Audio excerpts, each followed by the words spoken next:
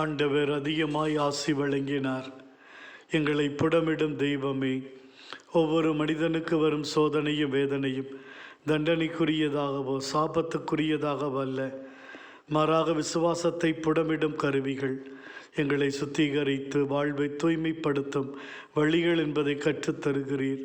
யோபுவின் வாழ்வில் வந்த அடுக்கடுக்கான இழப்புகள், சோதனைகள், துயரமான துக்கமான நிகழ்வுகள், உடல் நோய்கள், இவை எல்லாவற்றிலும் அவரின் உறுதியான விசுவாச வாழ்வு, உம்மை விட்டு அகலாத வாழ்வு, என்று உமக்கு நம்பிக்கையாய் இருக்கும் வாழ்வு, எந்த துக்கத்தையும் தாங்கும் மனப்பக்குவம், இவைகள் தான் எத்தனை இழப்புகள் மத்தியிலும் உம்மோடு அவரை என்றும் இணைத்தது. அந்த அர்ப்பண வாழ்வுக்குரிய இரட்டிப்பான ஆசிரை நீர் அவருக்கு வழங்கினீர். தகப்பனே, எங்கள் வாழ்விலும் அடுக்கடுக்கான சோதனைகள் உண்டு. பல வேளைகளில் தாங்கிக் கொள்ள முடியாமல் சோர்ந்து போகிறோம்.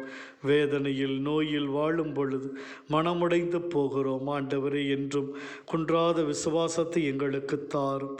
எந்த சூழ்நிலையிலும் நாங்கள் சோர்ந்து போகாமல் நாங்கள் துணிவோடு உம்மோடு இணைந்து வாழவும், எல்லா சோதனைகளை எங்களுடைய ஜெபத்திலே தவத்திலே வெற்றி கொள்ளக்கூடிய வலிமை எங்களுக்கு தாரும்.